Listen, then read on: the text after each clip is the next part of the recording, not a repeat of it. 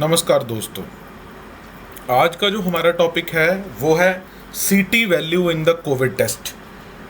सीटी वैल्यू अभी कुछ समय पहले न्यूज़ में थी कि आखिर कोविड टेस्ट में सीटी वैल्यू का महत्व क्या है और ये सीटी वैल्यू वाला जो कंसेप्ट है ये कैसे आया है, कहाँ से आया। नमस्कार दोस्तों, आपका स्वागत है इस वीडियो में एप्लीकस एकेडमी की।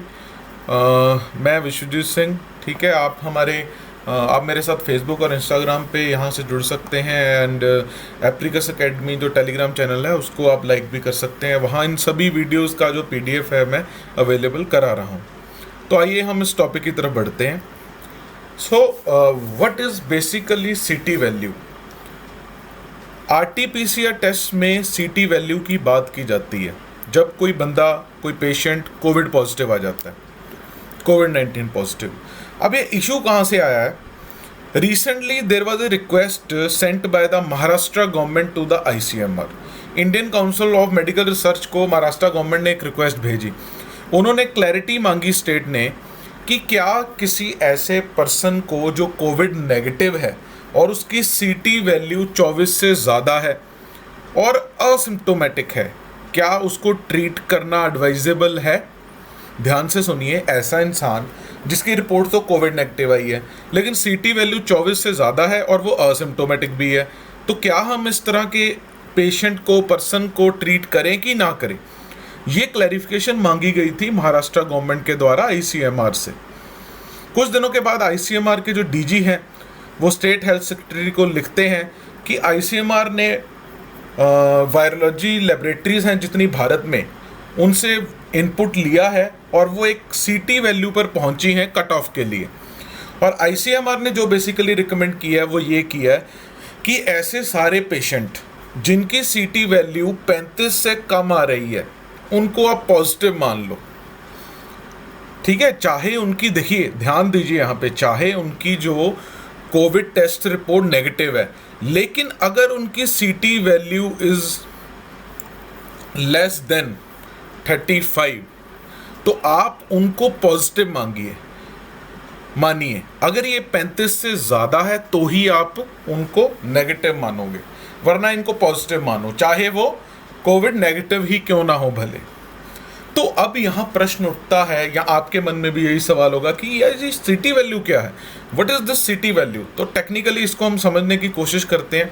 ध्यान से समझिएगा, इसको बड़ा इंपॉर्टेंट है ये topic. Exam point of view से भी पूछा जा सकता है सीटी वैल्यू किसके साथ रिलेटेड है, या आरटीपीसीआर टेस्ट में सीटी वैल्यू में सीटी की फुल फॉर्म क्या है। ठीक है, तो सीटी की बेसिकली फुल फॉर्म होती है साइकिल थ्रेशोल्ड। ठीक है, साइकिल थ्रेशोल्ड ये यहाँ लिखा है।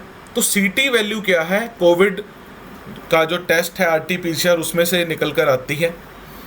ठीक है, अब देखिए आरटीपीसीआर में कैसे होता है। अब आपने सुना तो होगा, दो तरह के आपने टेस्ट सुने होंगे, एक रैपिड एंटीजन, एक आरटीपीसीआर। रैपिड एंटीजन तो आपको पता है कुछ घंटे के बाद ही आपको रिजल्ट आ जाता है, जबकि आरटीपीसीआर के टेस्ट को तकरीबन एक दिन लग जाता है, आपको अगले दिन उसके जो है रिजल्ट आते हैं या उससे एक अगले दिन। तो आरटीपीसीआर को टाइम लगता है। और आपको पता ही है कोविड के टाइम पर यह भी कहा गया था कि जो सबसे इफेक्टिव टेस्ट है वो आरटीपीसीआर ही है। लेकिन एग्जैक्ट आरटीपीसीआर में होता क्या है, कैसे हम डिटेक्ट करते हैं वायरस को? देखिए, वायरस एक बहुत ही छोटे साइज का है जो हम नेक्ड आई से तो बिल्कुल नहीं देख सकते हैं, तो हम इसको आरटीपीसीआर टेस्ट को यूज़ करते हैं। देखिए इसमें क्या होता है, आरएनए एक्सट्रैक्ट किया जाता है स्वैब से जो पेशेंट से कलेक्ट की गई है। इस आरएनए को, जो स्वैब में आरएनए होता है, उसको डीएनए में कन्वर्ट किया जाता है, फिर इसको एम्प्लीफाई किया जाता है। अब एम्प्लीफाई समझिए, एम्प्लीफाई का मतलब क्या है? एम्प्लीफिकेशन का मतलब है कि इस डीएनए की मल्टीपल कॉपीज, इस जेनेटिक मटेरियल की मल्टीपल कॉपीज बना देना। इस केस में क्या है, डीएनए। ठीक है, मैं दोबारा रिपीट करता हूँ, स्वैब से आरएनए लिया, आरएनए को डीएनए में बदला, डीएनए को एम्प्लीफाई किया, मल्टीपल कॉपीज उसकी बना दी। आप कहोगे कि सर मल्टीपल कॉपीज क्यों बनाई जाती हैं? मल्टीपल कॉपीज बनाने का ये फ़ायदा होता है कि this improves the ability of the test to detect the presence of the virus. इससे जो टेस्ट की एबिलिटी है वो इम्प्रूव हो जाती है और वो वायरस को और अच्छे तरीके से डिटेक्ट कर पाता है। ठीक है, सो एम्प्लीफिकेशन काफ़ी साइकिल्स तक चलती है, जैसे 1 कॉपी से 2 कॉपी, 2 कॉपी से 4 कॉपी। ठीक है, मल्टीपल कॉपीज प्रोड्यूस की जाती हैं तब तक जब तक एक detectable amount of virus produce ना हो, कि इतनी हमने कॉपीज प्रोड्यूस कर ली हैं कि अब वो वायरस डिटेक्ट हो गया, अब उस वायरस का पता लग गया कि हाँ वायरस है, तब तक ये एम्प्लीफिकेशन चलती है। अब ICMR की जो एडवाइजरी है उनका कहना है कि देखिए CT वैल्यू जो है वो आपको बताया, number of cycles after which virus can be detected. तो इन्होंने बेसिकली बात की है कि अगर हायर नंबर ऑफ साइकिल्स चाहिए होंगे, ठीक है, अगर ज़्यादा साइकिल चाहिए होंगे CT वैल्यू के, यानी CT वैल्यू अगर ज़्यादा होगी तो इसका मतलब है virus went undetected when the number of cycles was lower. ठीक है, अगर ज़्यादा चाहिए इसका मतलब अगर साइकिल कम है तो उसमें वायरस नहीं पकड़ा जा रहा, ज़्यादा कॉपीज़ प्रोड्यूस पड़नी ज़्यादा जो हैं कॉपीज़ प्रोड्यूस करनी पड़ रही हैं, इसके बाद ही वायरस डिटेक्ट हो रहा है। कम जो साइकिल्स हैं उनमें वो डिटेक्ट नहीं हो रहा है, और जितनी CT वैल्यू कम होगी उतना वायरस का लोड ज़्यादा होगा। ठीक है, वो किस लिए? क्योंकि इसका मतलब हुआ कि जैसी कुछ कॉपीज़ प्रोड्यूस हुई वायरस का हमें पता लग गया। आइए हम और इस डिटेल में देखते हैं।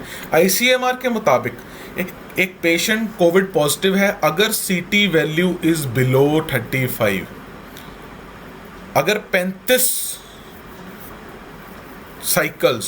साइकिल्स में जितनी कॉपीज प्रोड्यूस हुई हैं, अगर उनसे कम में, ठीक है, अगर उनसे कम में कोविड पॉजिटिव डिटेक्शन हो जाती है तो मतलब बंदा कोविड पॉजिटिव है। अगर CT वैल्यू 35 आ जाती है, 35 साइकिल से पहले ही डिटेक्ट हो गया virus. In other words, virus is detectable after 35 cycles और earlier, when then the patient is considered positive. और अगर हम इस बेंचमार्क को, जैसा महाराष्ट्र गवर्नमेंट ने लेटर में लिखा था, 24 कर देंगे तो इसका मतलब क्या होगा? इसका मतलब होगा कि ऐसे रिपोर्ट्स जिनमें CT वैल्यू 25 से 34 है उनको पॉजिटिव नहीं समझा जाएगा। ठीक है, देखिए आप इस पर ध्यान दीजिए, अगर 35 का बेंचमार्क होगा इसका मतलब होगा कि ज़्यादा पेशेंट्स को हमने डिटेक्ट कर लिया है एज कंपेयर टू 24 बेंचमार्क, क्योंकि हम अपना बेंचमार्क ही इतना ऊपर ले गए कि 35 CT वैल्यू से कम वाले लोगों को हम मानेंगे। अगर हमने 24 ही मान लिया कि 24 से कम वालों को मानेंगे, 24 से ज़्यादा वालों को नहीं मानेंगे।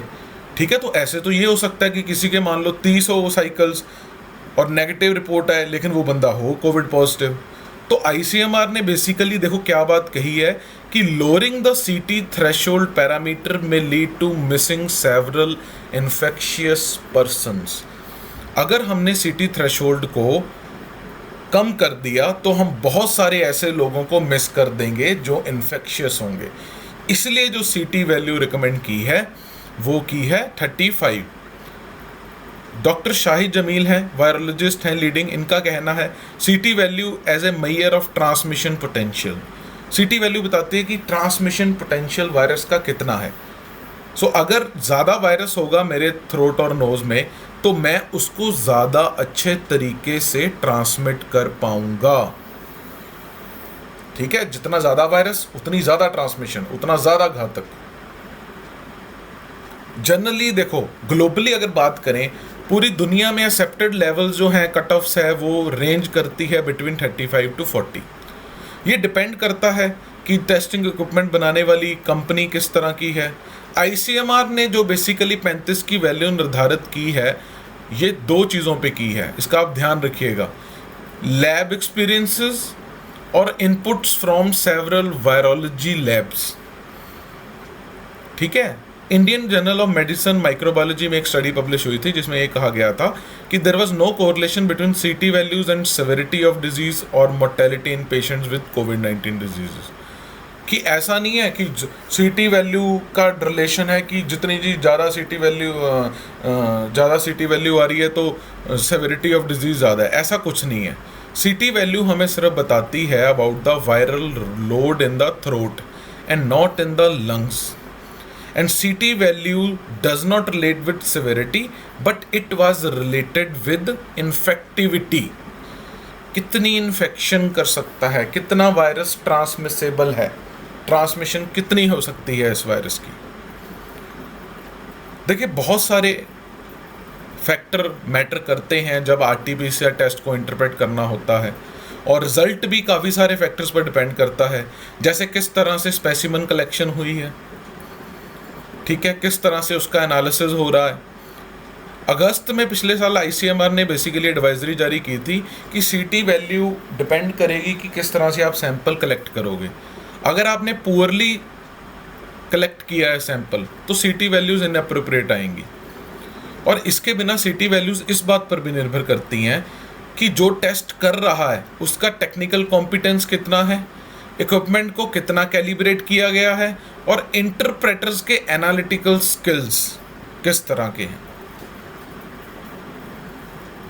ठीक है। Even temperature of the transportation as well as the time taken from collection to receipt in the lab, ये भी सीटी वैल्यू पर असर डालती है, ठीक है। तो अब आप याद रखना साइकिल थ्रेशोल्ड मैंने आपको बता दिया, ICMR ने जो बताया है 35 से कम जितने भी हैं, अगर कोविड नेगेटिव आ रहे हैं फिर भी आप उनको पॉजिटिव मानो, सिर्फ उससे ज़्यादा जो जा रहे हैं उनको आप कोविड नेगेटिव मान सकते हो, ठीक है। तो इस टाइम पे जब केसेस बहुत बढ़ रहे हैं, हमारे पास इस तरह के काफ़ी सारे एग्जांपल देखने को मिल रहे हैं कि कोविड टेस्ट कराता है कोई तो उसमें नेगेटिव आ जाता है, कुछ दिनों के बाद सिम्टम्स आने शुरू हो जाते हैं। So this all depends on, इसीलिए जो इस चीज़ को वेरी किया गया। और आपको पता है महाराष्ट्र तो बहुत ज़्यादा अफेक्ट हुआ है कोविड केसेस की वजह से, कितने ज़्यादा केसेस बढ़ रहे हैं तेज़ी से। तो उनकी इस लेटर के बाद ICMR ने उनको रिकमेंड किया था कि 35 जो है सीटी वैल्यू उसको ध्यान में रख के ही उन लोगों को कोविड पॉजिटिव डिक्लेयर किया जाए। तो ये था आज का टॉपिक साइकिल थ्रेशोल्ड, इसको आप ध्यान रखना, याद रखना। अगर आपको वीडियो अच्छी लगी हो तो सब्सक्राइब, लाइक, शेयर करना मत भूलिएगा। ध्यान रखिए सभी आप अपना कोविड से। धन्यवाद।